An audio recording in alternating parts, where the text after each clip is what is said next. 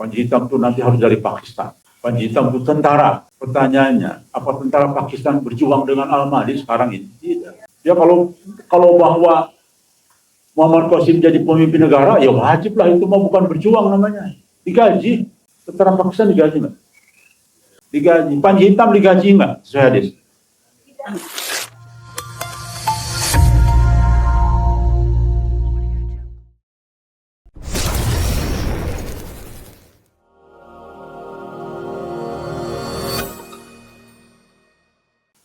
Jika kita sudah yakin bahwa Muhammad Qasim adalah Al-Mahdi,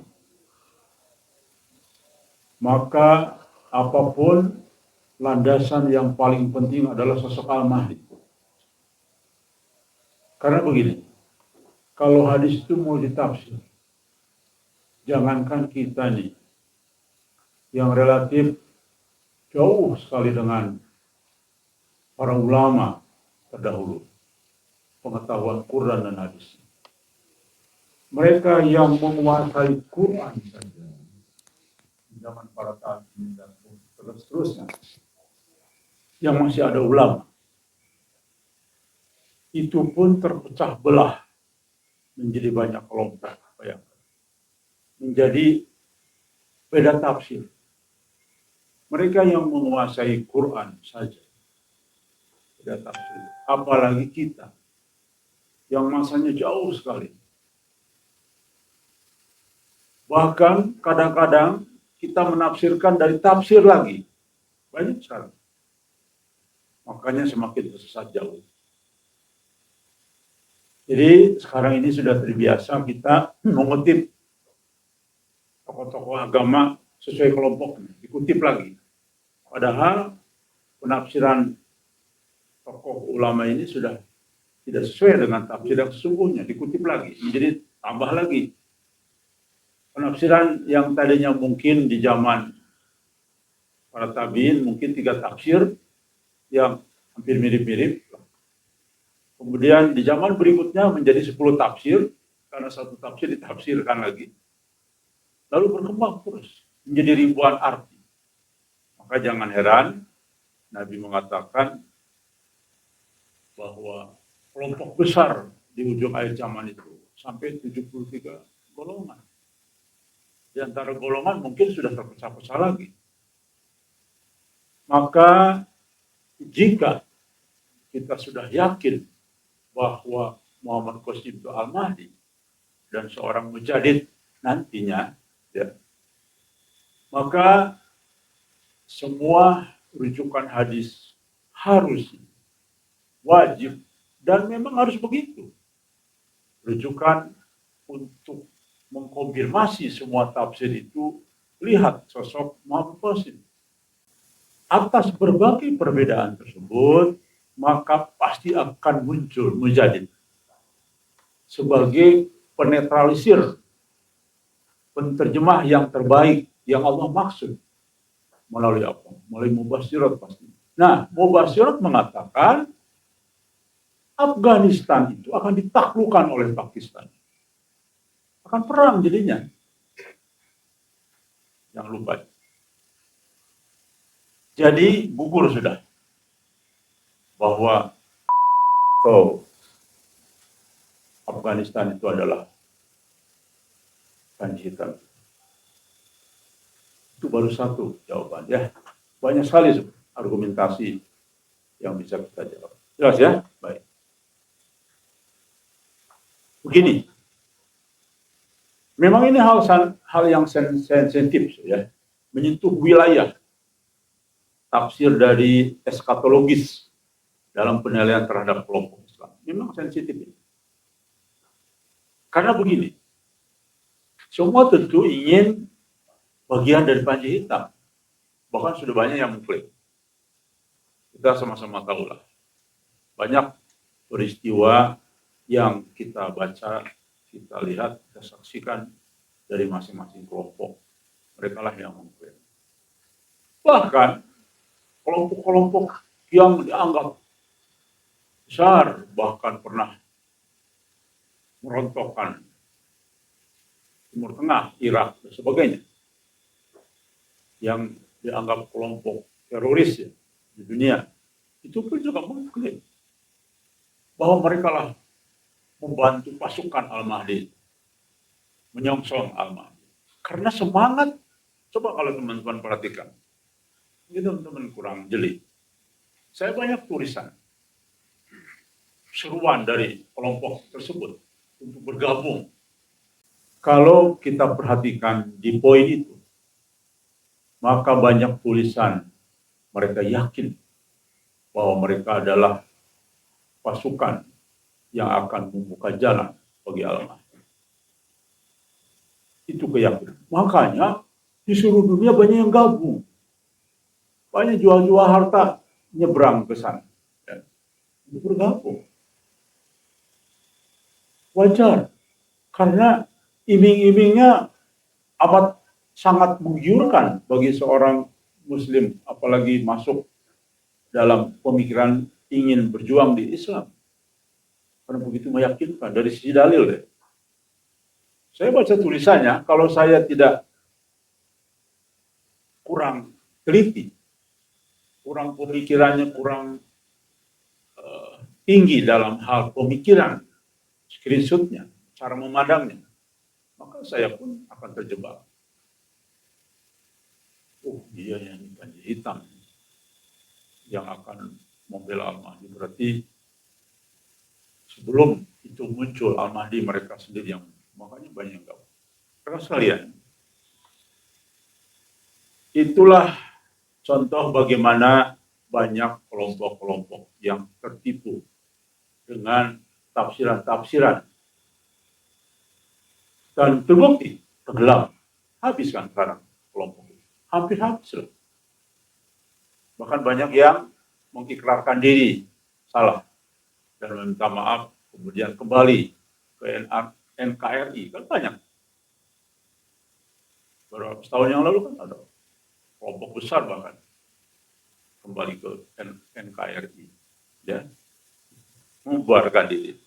Itu membuktikan salah tafsir. Dan faktanya memang mereka bubar, tunggang langgang, ya. Baik, itu contoh sebuah fakta. Berdasarkan hadis, apa itu Panji Hitam? Mari kita baca, ya. Jika kalian melihat panji-panji hitam datang dari arah Khurasan, maka datangilah, karena di antara mereka ada Khalifah Allah, yaitu Al-Mahdi. Diriwayatkan oleh hadis Ahmad dan lainnya, derajatnya memang agak lemah.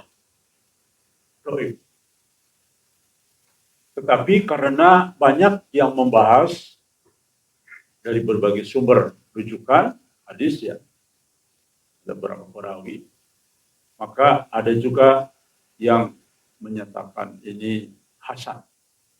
Artinya karena walaupun dhaif tapi dianggap banyak yang menyampaikan, maka ada juga yang menghasankan. Ya.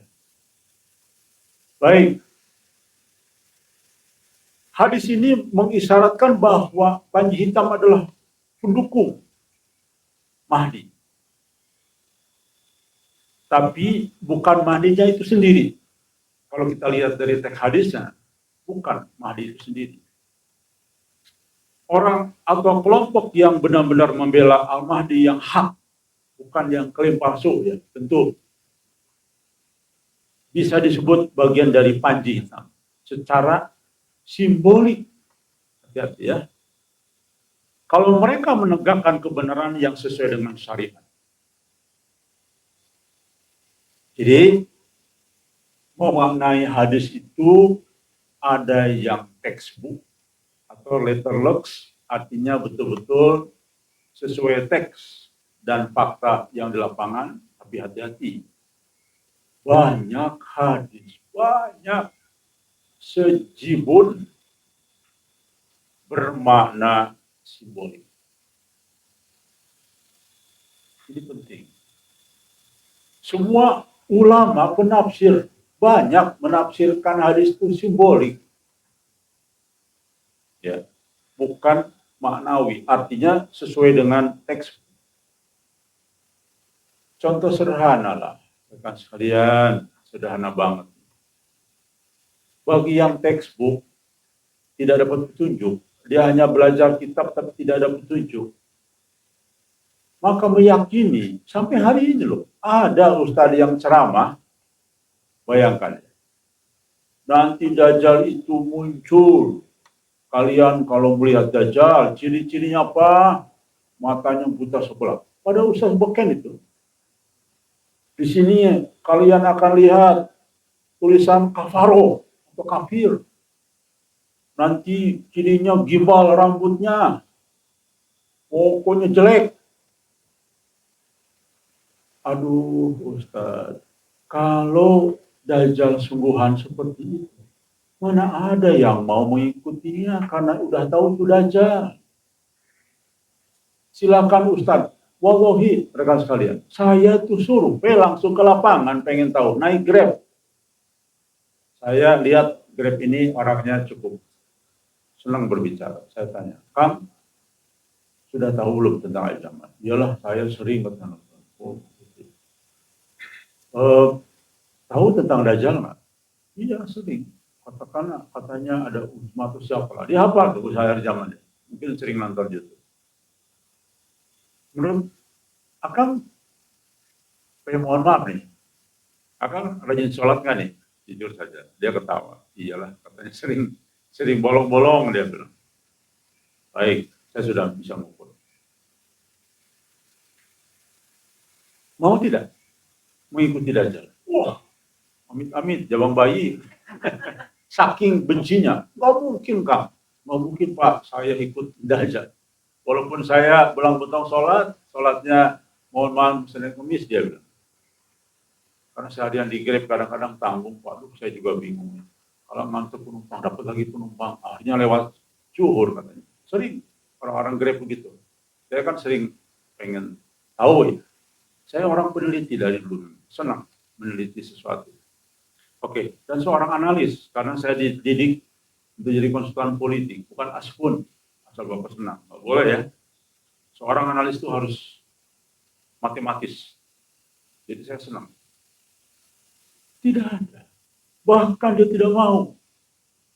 Ya pokoknya Pak, menurut Uzma, ciri-cirinya kan jelas Pak. Nanti matanya begini. Wah pokoknya nggak usah Pak, kalau ada yang muncul orang begitu. Bayangkan. Tersesat pemikiran-pemikiran mereka. Gara-gara Uzma ini, gara-gara yang lain juga. Walaupun dia doktor, bayangkan. Tapi tidak aneh, karena hampir saya lihat semua ustadz menerangkan begitu. Padahal, jika lihat dari tafsir-tafsir ulama yang awal, dan juga ulama kontemporer, yang sekarang ada, misalkan Syekh Imran Hussein, jelas mengatakan itu simbolik semua.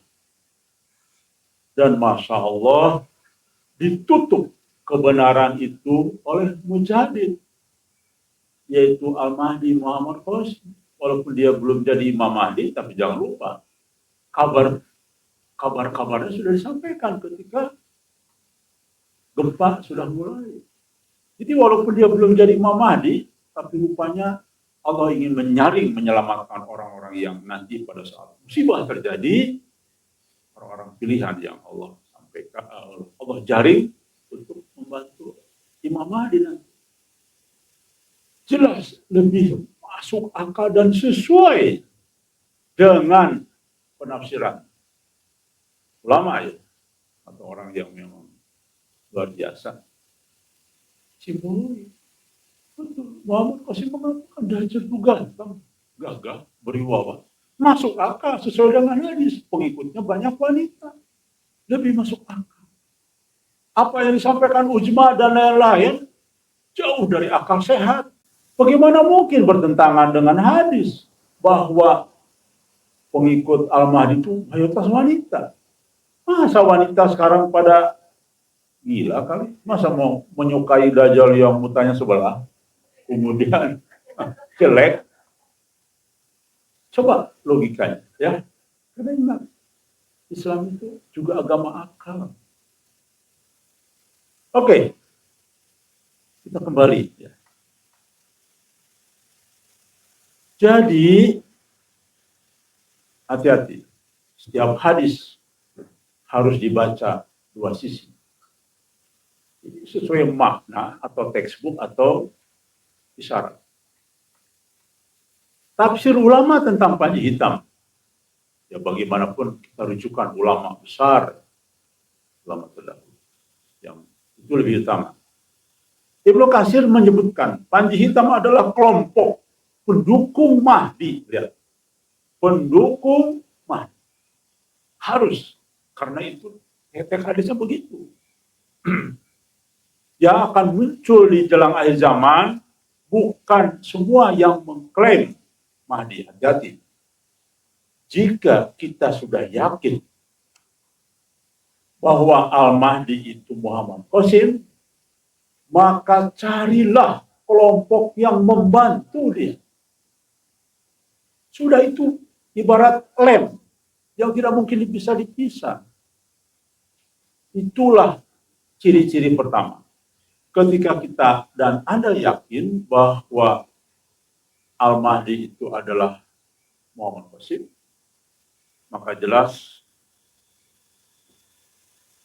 orang yang mendukung, memperjuangkannya, yang menzahirkannya, yang teriak keras kepada umat dan menyebarkan mubasyirat,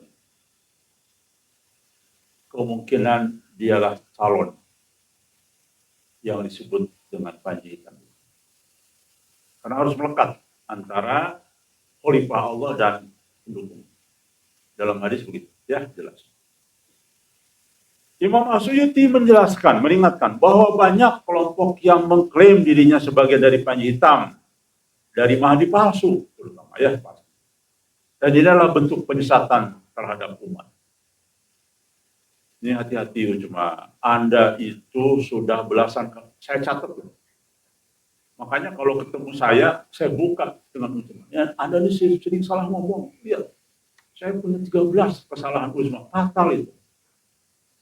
Makanya saya sudah pernah ngomong, seharusnya kalau saya sebagai Ujma udah mundur itu dari dunia dakwah. Atau dakwah lain deh, cuma ngajarin belajar sholat saja udah. Gak usah analisa yang berat beginilah. Kalau analisa berat begini harus orang yang dapat hidayah, orang dapat petunjuk, bukan sekelas Anda. Ya. Karena sekelas Anda terbukti banyak menyesatkan umat. Walaupun orang ini tidak baca Quran, tidak bisa baca Quran, tapi kalau Allah berkehendak, dialah orang yang akan menjelaskan seperti Muhammad Qasim. Maka itu harus kita dengar daripada penjelasan ustaz-ustaz akhir zaman saat ini.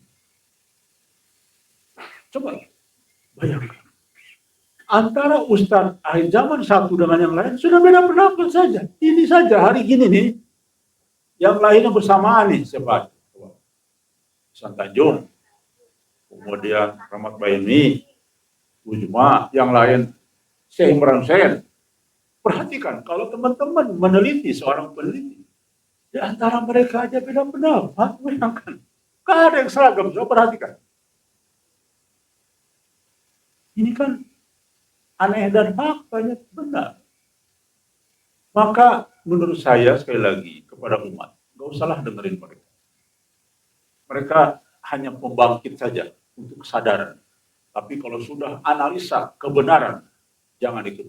Karena harus orang yang mendapat petunjuk, yang harus diikuti. Karena ini zaman fitnah. Catat, zaman fitnah. Dari mereka lah meluncur fitnah yang banyak. Yang merasa punya ilmu. Tapi sombong dengan keilmuannya, tidak pernah mau menghargai sejarah bahwa Nabi Muhammad saja sejarahnya orang yang dianggap tidak berilmu. Orang berilmu menyepelekan, bahkan menganggap gila orang yang dapat petunjuk. Bahkan Alkitab menganggap bodoh, bohong, dusta kepada Muhammad yang tidak punya ilmu tapi punya petunjuk. Mari kita gunakan akal sehat. Kita harus lebih mengikuti orang yang dapat petunjuk daripada orang berilmu. Petunjuk itu dari Allah langsung, pasti benar, tidak mungkin salah. Orang berilmu terbukti justru memecah belah umat Islam. Orang berilmu. Siapa yang memecah belah umat Islam? Orang berilmu. Ya, baik. Jelas. Jadi, kemudian yang berikutnya, dari hasil konteks, banyak nih pernyataan kita ulama. Saya hanya ingin mengutip dua saja ya, supaya terkejar. Maka yang menzahirkan Mahdi asli, yang memperjuangkan Mahdi asli, dari mulai awal kemunculannya, dan ini sangat amat, dan berjalan secara alamiah, bukan kelompok ini mencocok-cocokkan ingin jadi panji hitam. Kalau itu hati-hati ya, rekayasa itu. Wah, kita harus jadi panji hitam ya. Gimana caranya? Begini sebagainya. Itu bukanlah. Menurut para ulama, bukan. Karena itu nanti cocok logi. Tapi yang berjalan alamiah, pasti dan pasti, itulah kelompok panji hitam. Jadi pertama, syaratnya adalah harus berjuang dari awal, memperjuangkan Al-Mahdi. Yang berikutnya, jelas ada hadis yang menzahirkan. Yang berikutnya, yang terus setia bersama-sama, diuji dengan berbagai masalah, ditempa dengan berbagai ujian. Tapi mereka terus, karena apa? Ada hadis yang lain. Ciri-ciri mereka apa? Hatinya seperti potongan besi. Artinya, mereka itu akan mengalami ujian berat. Tapi terus bertahan. Silakan cari kelompok yang sekarang meyakini bahwa Al-Mahdi adalah Muhammad Qasim. Maka cari orang-orang yang termasuk dalam koridor kaidah dan definisi siapa orang pembantu Al-Mahdi yang paling kuat, seperti potongan besi. Bukan mencela-mencela sana sini, kemudian fitnah sana sini. Aduh. Ya. Oke. Jelas harus sesuai dengan teks-teks yang hadis. Kenapa? Karena Nabi sudah bilang, kalau ada perbedaan kalian di antara kalian, kembali kepada Quran dan hadis. Hadis mengatakan itu semua. Jadi sebetulnya sudah jelas, kita bisa berpikir mana sebetulnya kelompok panji hitam. Baik, kita teruskan. Apakah semua pembela Mahdi itu adalah panji hitam? Pertama, kalau benar Mahdi, dukungannya sesuai dengan syariat dan sunnah, ingat, itu wajib. Kelompok panji hitam itu harus orang yang pegang erat-erat dengan gigi geraham. Sunnah, harus itu, nggak mungkin. Ya. Saya sudah katakan di sini saja, sudah banyak mubasir. Di antara teman-teman banyak yang tepar. Tidak kuat di tengah jalan. Yang setengah hati tepar. Itu menunjukkan bahwa hanya orang yang serius memegang gigi dengan geraham sunat-sunah Nabi, maka itulah yang akan betul-betul lolos. Ya. Karena ini sedang dalam proses ujian. Oke. Kalau yang mengklaim itu tidak jelas, tidak sesuai tanda-tanda dalam hadis, maka jelas pembela mereka lah bukan panji hitam. Al-Mahdinya aja palsu, berarti panji hitamnya juga palsu. Tidak sesuai dengan hadis-hadis yang ada. Orang lupa dalam penerjemahan selalu dikaitkan dengan pasukan.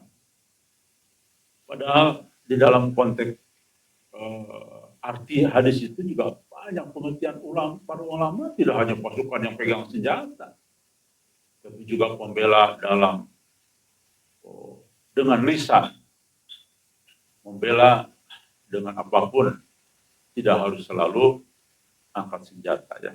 Bahkan mungkin nanti satu saat angkat senjata. Karena memang Al-Mahdi jangan lupa menjadi pemimpin negara. Pasti pembelanya juga sebanding yaitu negara juga. Karena bagaimanapun pergaulan dunia saat ini adalah yang berperan memiliki otoritas untuk membangun sebuah pasukan, untuk mengerahkan pasukan. Punya kemampuan itu adalah negara. Ya. Penjelasan simbolik. Nah, jadi sekarang mari kita bicara simbolik dari ulama. Beberapa ulama, terutama ulama tafsir menjelaskan panji hitam itu sama dengan simbolik sesungguhnya. Simbolik perjuangan kebenaran di bawah kepemimpinan akhir zaman. Bukan literal yang harus pakai bendera hitam. Ya kalau begitu semua orang gampang tinggal pakai bendera hitam. Ah, saya lah panji hitam itu. Terlalu mudah, terlalu aneh, dan tidak masuk akal. Sesuai dengan kaidah-kaidah tadi. Harus menjahirkan, harus berjuang habis-habisan. Ibarat potongan besi.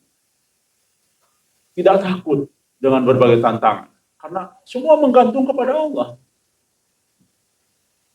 Ya. Tidak takut dengan manusia. Bisa dimaknai bahwa sebagian golongan yang memperjuangkan Islam murni dari khalifah Allah di akhir zaman. Jadi itu ulama banyak menafsirkan ini simbolik. Ya. Orang yang benar-benar mendukung Al-Mahdi, yang hak dimaknai sebagai panji hitam. Tapi dalam pengertian simbolik, bukanlah otomatis karena klaim atau identitas. Bukan. Jangan. Saya lah panji hitam itu kami. Itu yang justru malah rawan. Tapi lihat sejarah. Jika kalian yakin bahwa Muhammad Qasim itu adalah Al-Mahdi, maka lihat semua rekam jejak dari para pengikut yang harus sesuai dengan hadis guidance tadi. Ya. Semua karena Allah perjuangan, bukan karena manusia, bukan karena Qasim. Jadi kalau ada pengikut Qasim karena Qasim, maka otomatis gugur. Ya. Dan harus diuji, tidak mungkin panji hitam itu tidak diuji. Wah, mustahil, bro. Kenapa? Karena nanti di akhirat ketika antri untuk masuk surga. Di dalam mimpi Muhammad Qasim, para pembantu Al-Mahdi yang sesungguhnya berbarengan masuk surganya, bayangkan. Dengan para sahabat sejajar. Itu bahasa simbolik dari mimpi Qasim. Sejajar. Qasim menjelaskan kepada saya dan kepada kita semua yang hadir pada saat di Pakistan. Nanti orang-orang yang menjadi pembantu pemimpin dunia Islam, kata Qasim. Dia tidak mengatakan, saya tidak. Itu nanti di akhiratnya terlihat berderet dengan para sahabat Nabi terdahulu. Bayangkan. Ya. Duluan, barisan pertama, kata Qasim. Maka coba pakai akal sehat. Mungkin nggak helper yang tukang fitnah? Kau mungkin. Mustahil. Yang suka jelek-jelekin, gibah terus. Ya. Dan giliran diseret ke hukum, ciut. Minta maaf. Model begini. Ya. Model begitu. Mustahil. Jadi grup-grup sebelah, coba mikir deh. Ya. Harus orang yang ciri khasnya adalah ibarat potongan besi. Artinya, sudah teruji terlihat kelompok ini teruji dengan berbagai macam ujian dan tetap tegar. Terus menjahirkan Al-Mahdi. Kenapa? Karena Nabi sendiri sudah ngomong sejak lahir Al-Mahdi. Disebut Al-Mahdi, Nabi saja sudah ngomong begitu. Berarti masa kita nyebutin yang lain? Tidak. Sesuai Nabi, makanya gigit geraham sunnah Nabi. Kalau Al-Mahdi sendiri nggak boleh disebut, ya wajar, memang harus begitu. Apakah mungkin Panji hitam itu datang dari Indonesia atau Malaysia atau Asia Tenggara lah? Jawabannya ada dua. Kalau secara sejarah,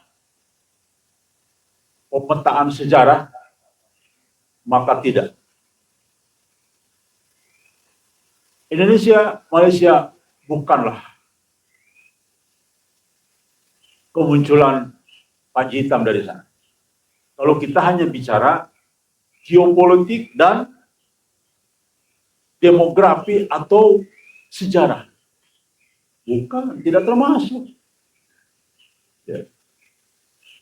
Tapi kalau kita lihat secara peran atau makna simbolik, maka benar secara spirit dan dukungan, maka ini dijawab bisa dan benar. Jadi hati-hati. Manusia apa nih? Selalu hanya bicara tentang sejarah, geopolitik, dan ya sejarah apa yang disebutkan dengan Khurasan. Karena begini, secara geografis dan historis tidak termasuk. Apa yang disebutkan Khurasan, wilayah Khurasan klasik, wilayah Khurasan klasik. Artinya di zaman Nabi itu hanya ada Iran Timur, Afghanistan Utara, Turkmenistan, Uzbekistan Selatan, Tajikistan Barat hari ini ya, dan lainnya. Bahkan Afghanistan tidak semua masuk Khurasan. Hati-hati kalau kita bicara geografis dan historis, dulu muncul kata Khurasan. Tidak masuk. Ya, Indonesia ada semua tidak masuk. Jadi kalau bicara ini, maka helper, kalau kalian yakin dengan hanya bicara historis dan geografis, kita semua bukanlah pembantu Al-Mahdi. Kalaupun Muhammad Qasim itu benar Al-Mahdi, berarti apa? Bertentangan dengan fakta. Mari kita pakai akal sehat. Kalian yang percaya bahwa Muhammad Qasim Al-Mahdi, kalian bukanlah pembantu Al-Mahdi. Kalian bukanlah orang-orang tercatat dalam lembaran emas. Jika kita hanya menggunakan aspek apa tadi? Geografis dan historis sejarah. Ayo, akal sehat pakai. Jangan pakai dengkul. Tidak masuk, berarti salah semua. Rontok kita. Kenapa?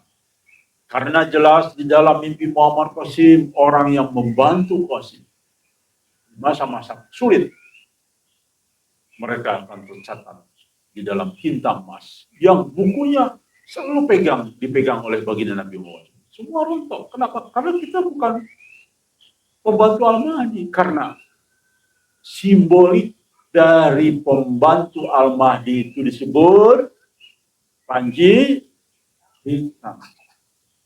Mana simbol ya? Tapi ingat, kalau kita lihat bicara makna dan peran, maka ini jadi benar. Sebagian ulama menjelaskan bahwa hadis Panji hitam lebih sekedar geografis tuh, bayangkan.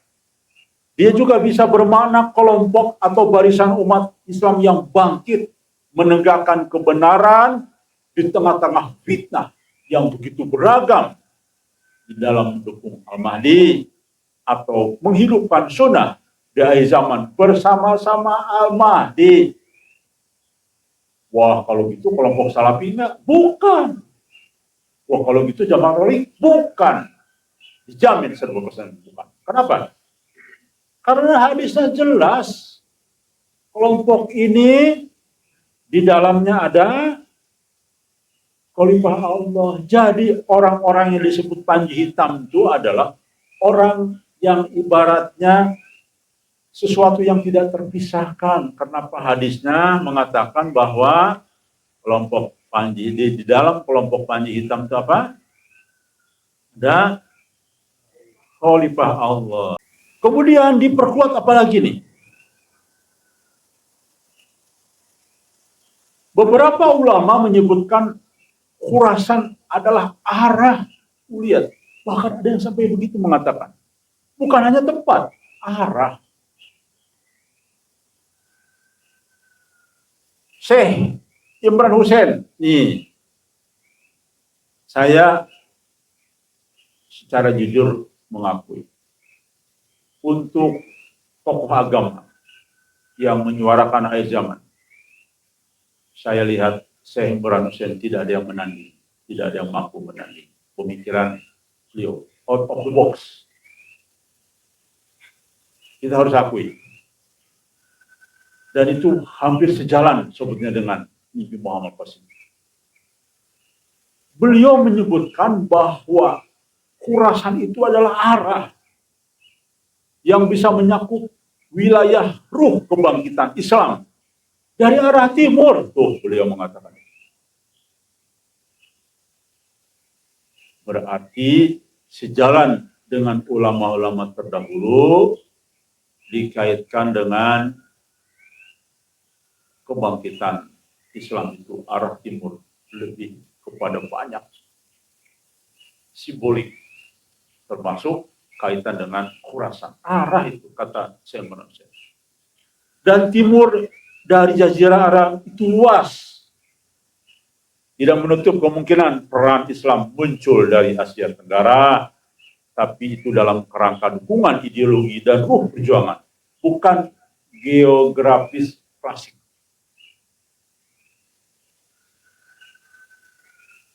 Lihat fakta sekarang, lihat mubasyiratnya Al-Mahdi. Dari mana datangnya para pendukung Muhammad Qasim dalam mimpinya? Dari Indonesia dan Malaysia. Masya Allah, jelas. Bahkan nanti negara Indonesia lah yang akan membantu pembebasan Jazirah Arab. Bahkan yang mengakui, mengklaim untuk mulai membantu Pakistan adalah dari Indonesia. Dan faktanya sekarang harus diakui. Kalau tidak diakui, berarti orang yang jauh dari hidayah. Pembantu Al-Mahdi Muhammad Qasim sekarang ini mayoritas ada di Indonesia. Makanya betah di Indonesia tuh, aman-aman aja kan? Padahal nggak dijaga itu. Itu menunjukkan bahwa sesuai persis dengan apa yang diuraikan. Saya punya keyakinan bahwa Panji itu dari Indonesia. Saya punya keyakinan. Berdasarkan teks saja. Ya, berdasarkan apa yang disampaikan para ulama yang cerdas di dalam melihat situasi. Dan kasihan kepada orang-orang yang bergerak profesor doktor walaupun beragama, ya, yang terlalu textbook. Padahal jangan lupa para utusan Allah itu selalu out of the box. Pemikiran-pemikiran pendukungnya selalu out of the box. Lihat para sahabat Nabi, sesungguhnya out of the box semua. Jelas sekali. Kesimpulannya, secara historis geografis, Indonesia dan Malaysia tidak termasuk wilayah Khurasan di dalam hadis.